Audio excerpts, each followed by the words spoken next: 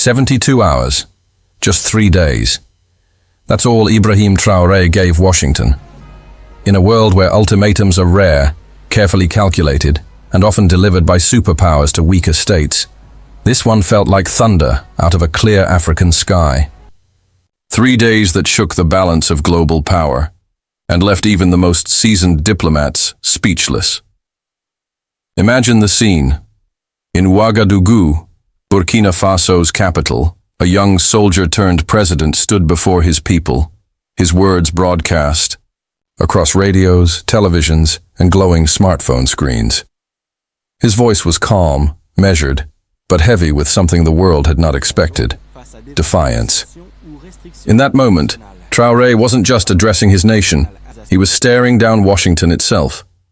His message was simple: comply within 72 hours or face consequences. The announcement raced across the globe like wildfire. News tickers in Paris blinked red. Burkina Faso issues ultimatum to US. Anchors in London's newsrooms shuffled their notes, unsure how to frame the story. In New York, Wall Street traders exchanged nervous glances as they read the headlines flashing on their terminals. And in African streets, from Dakar to Kinshasa, young men and women gathered around battered radios, whispering in disbelief. Could it be true? Could one of Africa's youngest leaders really stare down the most powerful office on earth? In Washington, the silence was deafening. No press conference, no official statement, not even a carefully worded diplomatic note. Behind the closed doors of the White House, there was movement. Phone calls placed, intelligence briefings updated, hurried consultations between generals and advisors. But to the outside world, it was as though the United States had suddenly lost its voice. But what could possibly explain it? What leverage could Burkina Faso, a landlocked West African country, far from the economic centers of the world, hold over Washington? Why was the Trump administration, usually loud and unrestrained, suddenly forced into retreat? The question hung in the air like a riddle. Some analysts compared it to the Cuban Missile Crisis of 1962, when President Kennedy and Premier Khrushchev played a game of nuclear chicken, each waiting for the other to blink. But unlike Cuba, this wasn't about nuclear weapons or Cold War rivalries. This was about Africa, a continent long dismissed as powerless in global affairs, now holding the world's attention with a ticking 72-hour clock. History remembers ultimatums as the sparks that ignite wars or reshape destinies.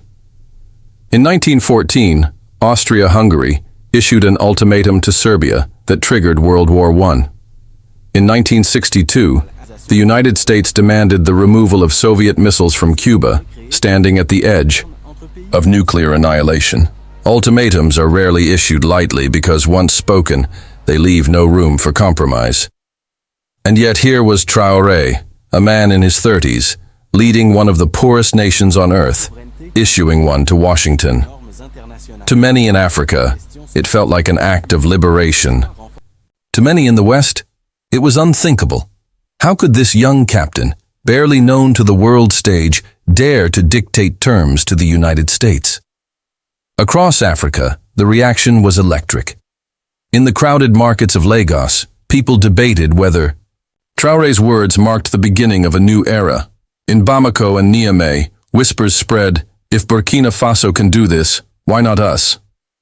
Young Africans, long accustomed to hearing their leaders bend under Western pressure, suddenly saw a different script unfolding. And in Ouagadougou, the city buzzed with a mixture of pride and anxiety.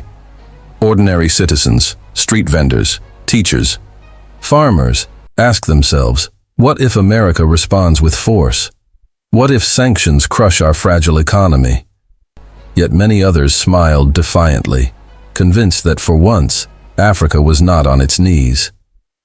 Meanwhile, in Washington, the quiet stretched on. Normally, an ultimatum like this would have been swatted down within hours, dismissed, ridiculed, or countered with threats of overwhelming force.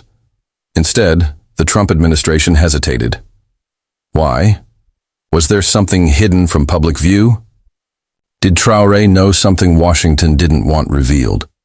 Or was the real weapon not a secret at all? But the one thing America had never expected from Africa: unity, defiance, and the courage to say no. The silence itself became part of the drama. Every hour that passed without a response was seen as proof that Traoré's words had struck a nerve. And in Ouagadougou, crowds grew larger, chanting louder, as though they could already sense a shift in the winds of history. 3 days. That was the deadline. To some, it felt like an impossible bluff. To others, it was the start of a revolution in international politics. Could Burkina Faso force the hand of the world's most powerful nation? Or would Washington reassert its dominance with the full weight of its military and economic might? No one knew. And that uncertainty, that pause in the script of global affairs, was exactly what made those 72 hours so extraordinary. Because behind Traoré's ultimatum lay a story far more dangerous, far more complex than anyone imagined. Story not just about one man defying Washington, but about the hidden forces that gave him the confidence to do it. And as the deadline ticked closer, the world held its breath, waiting for the answer to a question no one had dared to ask before. Could Africa finally force America to blink? It wasn't about democracy. It wasn't about coups. It wasn't even about human rights. It was about gold, the metal that has silently ruled history. For thousands of years, gold has dictated the rise and fall of empires. Kings wore it, bankers hoarded it, and nations killed for it. And today, as the world watches headlines about instability in Africa, few realize that beneath the surface lies the same old prize: rivers of gold running through Burkina Faso, Mali, and Niger. What if the real story isn't about freedom or tyranny, but about who controls the last untouched vaults of the earth? Burkina Faso, a country many in the West can't even locate on a map, is now one of Africa's largest gold producers. Its mines, often hidden in rugged terrain, produce over 70 tons annually.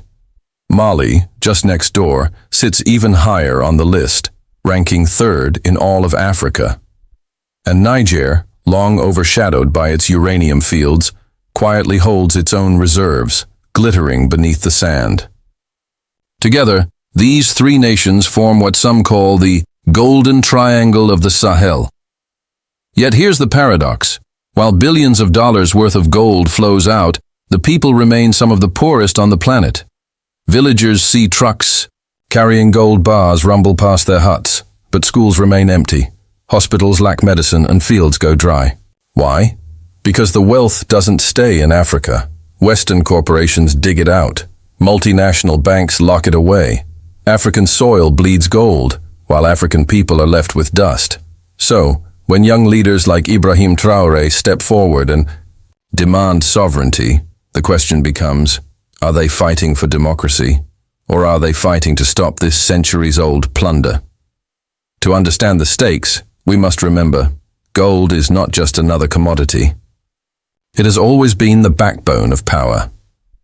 In the 1500s, Spanish conquistadors crossed oceans in search of it, wiping out civilizations for a handful of golden idols. The British Empire anchored its global supremacy on gold reserves stored in London's vaults. Even the American dollar, the most powerful currency on Earth, once drew its strength from gold, until 1971, when President Nixon cut the link. But here's the secret. That link was never truly broken. Central banks still hoard gold. Governments still measure trust in ounces and bars. Every major financial crisis pushes nations back toward the same glittering metal. And Africa? Africa holds some of the world's last great reserves. No empire, past or present, can afford to ignore that. Which brings us to Donald Trump. Why did his administration suddenly fixate on the Sahel? Why send envoys, issue ultimatums, and watch African capitals so closely? One theory whispers of China. Beijing has already sunk its claws deep into Africa's mines, quietly buying rights, building infrastructure and stockpiling gold to undermine the US dollar. Was Trump trying to block this silent invasion? Another theory speaks of money itself.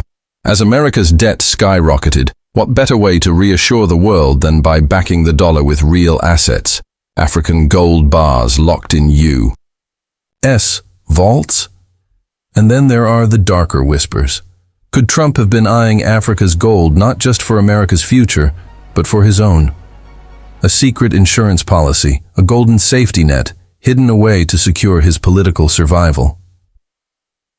The truth may never surface, but the silence of Washington during Traoré's ultimatum suggests one thing. Africa's gold was not a side issue, it was the issue. History offers a chilling parallel. In 2011, Muammar Gaddafi of Libya dreamed of creating a pan-African currency, backed entirely by gold. Not dollars, not euros, pure African gold. He called it the gold dinar. His plan? To free Africa from Western financial chains and unite the continent under one powerful economic shield. But this dream terrified the West. If African nations abandoned the dollar and euro, trillions would be lost. France, America, Europe, they all had too much to lose. And what happened to Gaddafi?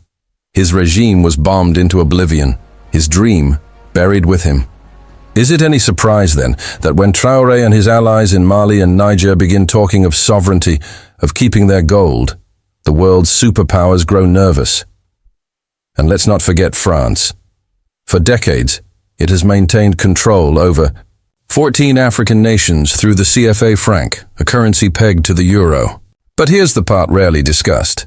African nations using the CFA are required to deposit a huge portion of their reserves into French banks. That means Paris has, for years, controlled Africa's money, its savings, its assets, and yes, its gold. Some even argue that without this system, France's own economy would falter. So, when Burkina Faso, Mali, and Niger broke free from this colonial chain, they weren't just rejecting Paris. They were threatening the very foundation of French power, a foundation built on African gold. Strip away the diplomatic speeches, the headlines about coups, the Western lectures on human rights, and you'll see the battlefield clearly. It is made of gold. From Britain's colonial vaults to France's CFA reserves, from America's dollar to China's shadow investments, every superpower has fought in one way or another for Africa's golden veins. And today, as the world trembles under inflation, debt, and rivalries between East and West, Africa's gold has become the most coveted prize of all. But here's the chilling question. If gold is the real battlefield, how far will the world's powers go to win it? Because history teaches us one brutal truth. Wars are rarely fought for ideals. They are fought for resources. And if Africa holds the key to the next global currency, then the scramble for gold may be only the beginning. And in the shadows of this golden struggle lies the next chapter, one that could decide not just Africa's future, but the fate of the entire global order.